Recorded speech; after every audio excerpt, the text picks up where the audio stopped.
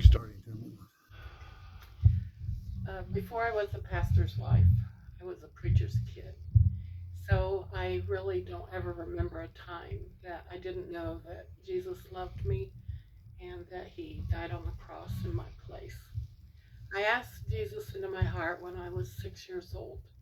And that Sunday morning at church, as we sang the hymn of invitation, I was hanging on to the end cap of the pew, and I was swinging out into the aisle and back behind the pew, and I was just being a kid, but a lady in our church saw me, and she thought I was trying to work up the courage to go forward that morning. So she pointed that out to my parents afterwards, and that afternoon at home they set me down and talked with me, and they asked me if I wanted to ask Jesus into my heart. And truthfully, that thought had not crossed my mind that morning. But when presented with the opportunity and the question, yes, I wanted Jesus in my heart, and I wanted to know that when I died, I would go to heaven. So I prayed with my parents that day. And in spite of the fact that I was pretty much led into that decision that day, I have always considered it my day of salvation. I believe as much as I was able and capable of at that age, that I was sincere and genuine in my decision. It wasn't until a few years later that I uh,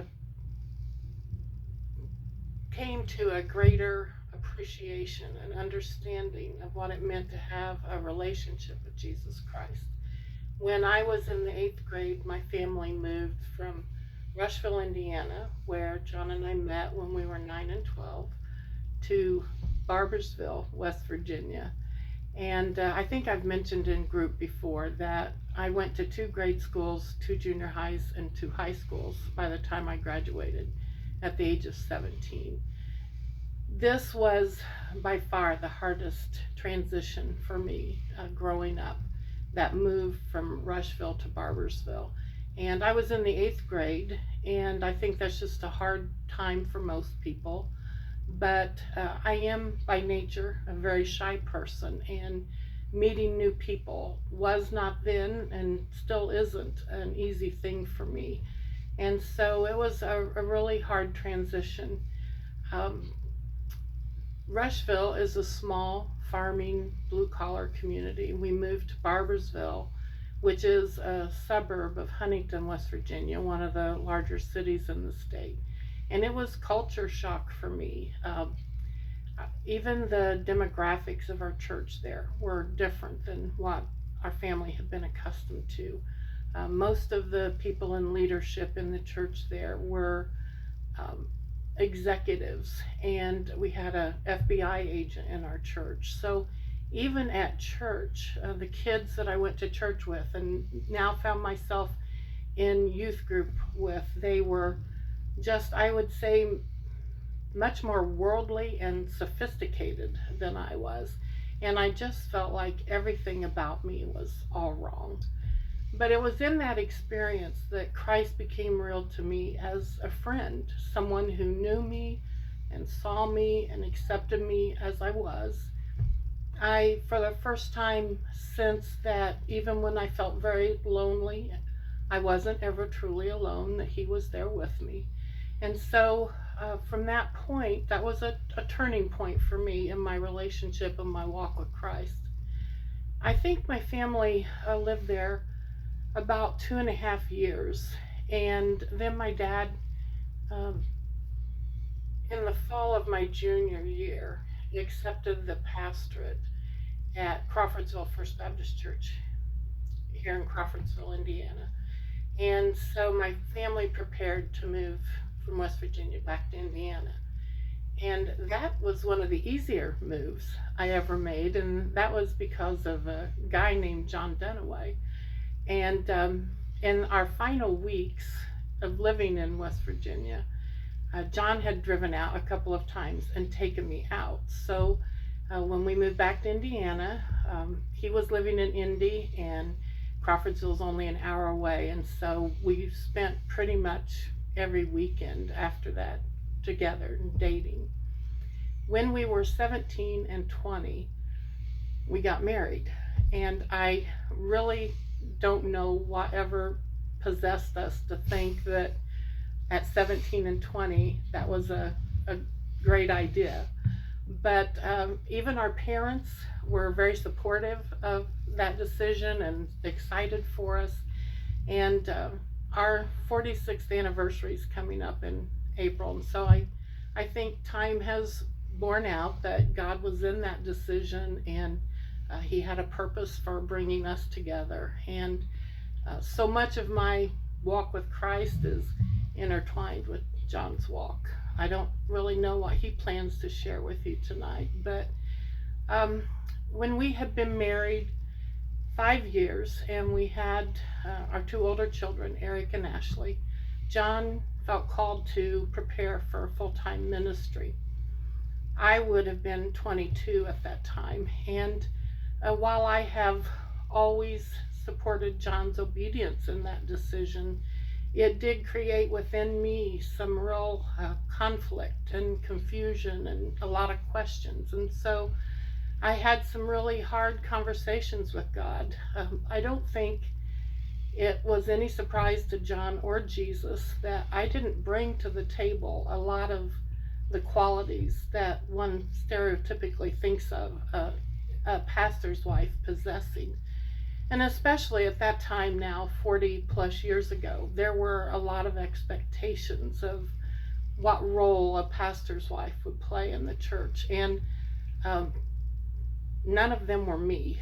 And I'm so thankful that even in his youthfulness, John had the wisdom to just encourage me to be me and to be obedient to what God asked me to do, and to not worry about expectations.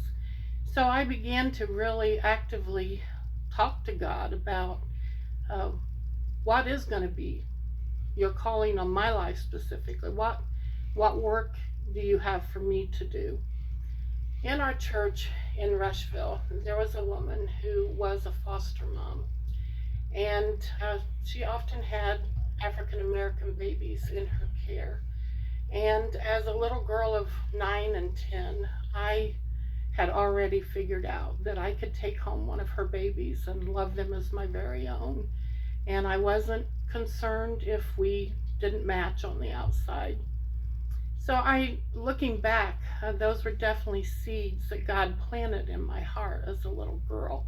And as all of you who know our family know, it came to have a great bearing on the family that John and I eventually would raise. I remember saying audibly to God in this time that I didn't want to just talk about being a Christian. I wanted to live like a Christian. And there's a passage in James that talks about don't be hearers of the word only, but do what it says. And that was my heart, and that was my prayer. Bethany was born while John was at Purdue, and Megan was born while he was in seminary. So we already had what many people would consider a large family with 4 children. What we did not have was a lot of income. And I know John has shared from the pulpit that there was a year that we lived on $6,000. And you might be thinking, well, that was a long time ago. That's probably a lot of money back then, but I assure you it was not. And but God used that time to just demonstrate to us again and again how faithful he is as our provider. And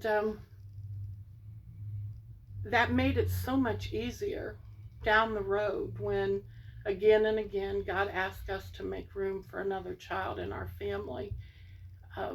We learned that no matter how irrational what he asks of you appears to be, if he asks it of you, he will be faithful to provide. Our family has never made much sense on paper. The math doesn't work out. There's no earthly explanation for how we've been able to raise a family the size that we have on essentially one income, but we were able to because God was in it and He has so faithfully provided for us. I initially hadn't really thought about sharing the final two things I want to share, but today is our oldest son's 44th birthday. And there's been a couple of experiences in Eric's life, one soon after his birth, and then another in more recent years, that there is no explanation for them except God had His hand on Eric, and He performed a couple of miracles in Eric's life. When Eric was born, when we took him back for his very first pediatrician visit after he was dismissed from the hospital, he was maybe a couple of weeks old. I don't remember exactly now. But our pediatrician did a few little screenings, very simple things, just looking for normal responses from a newborn. And one of the tests that he did that day, as Eric was laying on the exam table in just his diaper, he rang a bell next to Eric's ear. And he was looking for the startle reflex, but Eric didn't respond in any way to the sound of the bell. And in that moment, it was like this realization came over me. There was something wrong with our baby.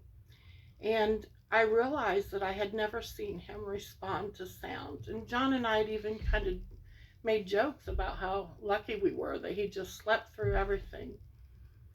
Because we had good friends whose daughter was profoundly deaf, they were able to open some doors for us, and we were able to get Eric into the audiology department at Purdue University very quickly, where they performed tests and confirmed that Eric did not have normal hearing.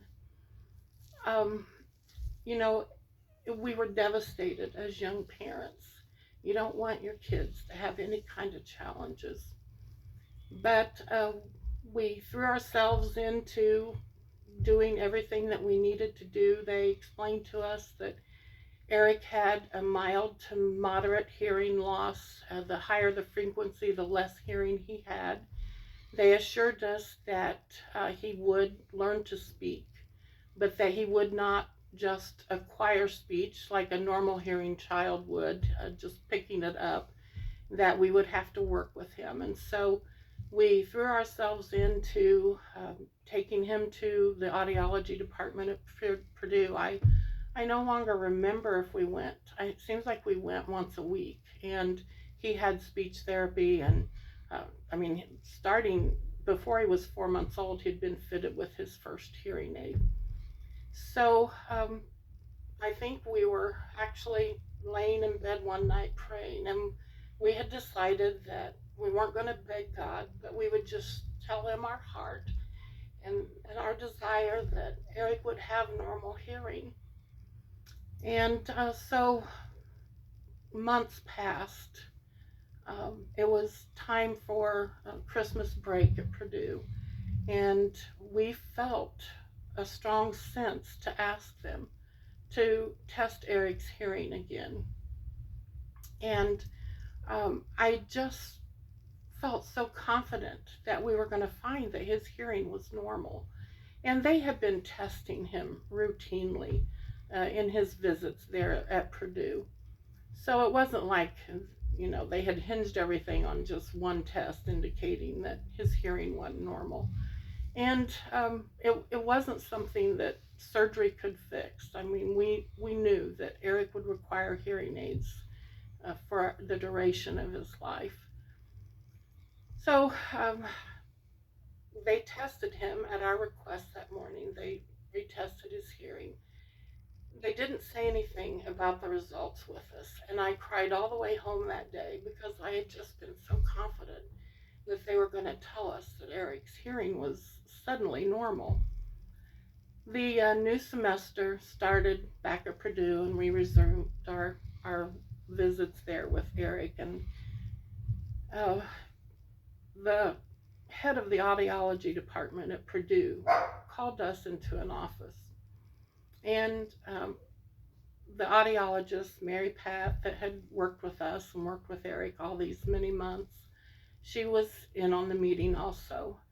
And the doctor began telling us that when they tested Eric before Christmas, without any explanation, his hearing was normal. They had retested him again that morning when we brought him back in January because they didn't want to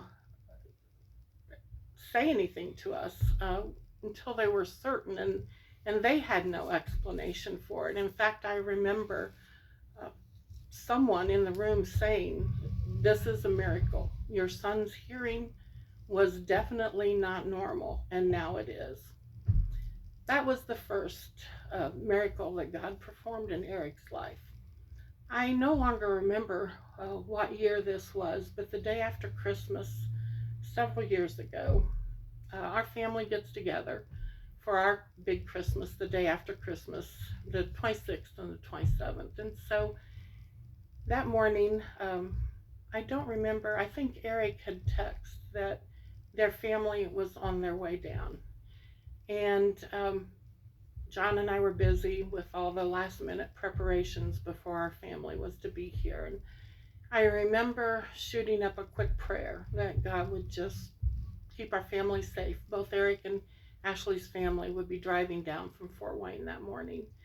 And I was in the bathroom getting myself ready, and not very many minutes had passed, and I heard the phone ring. And John took the call downstairs, and he came upstairs, and I could tell that something was wrong. And he told me that it had been Ashley on the phone, and that she was assuring him that everything was okay. But her family had left to head down here for Christmas just minutes after Eric's family. And they came upon an accident, and Ashley's a nurse, so she had asked Dave to pull over. And when she got closer to the accident scene, she realized that Eric had been one of the people injured in the accident. And he was covered in blood. He was wrapped in a blanket. It was cold and icy that morning. And someone recognized her from their church, one of the EMTs, and he said, "This is your brother, isn't it?" And so what had happened when Eric's family left, they had only been on the road a few minutes when they came upon the first accident, and a young man on the icy road conditions had slid off, and Eric had parked their family car further down away from the accident scene, and he had walked back to check and see if the driver, another young man, was okay. The two of them were standing. The car was up against the cement median in the interstate, and the two of them were standing there talking when a Jeep also lost control on the ice and hit first Eric and then the other young man. And a witness later shared that he was stunned. He saw Eric thrown over the length of the Jeep. He landed on the pavement behind the Jeep, and he immediately jumped up. And the man couldn't believe his eyes that he'd just seen Eric hit, and yet he jumped up and appeared to be relatively okay. Ashley reported to us that he had lost several teeth. He was really scraped up, but tests at the hospital later showed that while he had a rather severe concussion, he hadn't suffered any internal injuries.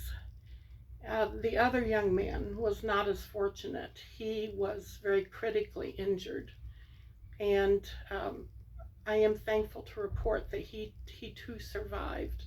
But at the time of the accident, I asked about the other young man, and Ashley had said that it didn't look good. But, uh, you know, there's really, it's just mind boggling that this happened to Eric and yet he walked away relatively unscathed. And I don't tell those stories really very often. I've told them very few times. And I didn't want to miss an opportunity today to just thank God for his faithfulness to our family all these years and the many times that he's protected us and provided for us and loved us and seen us through whatever life has thrown our way.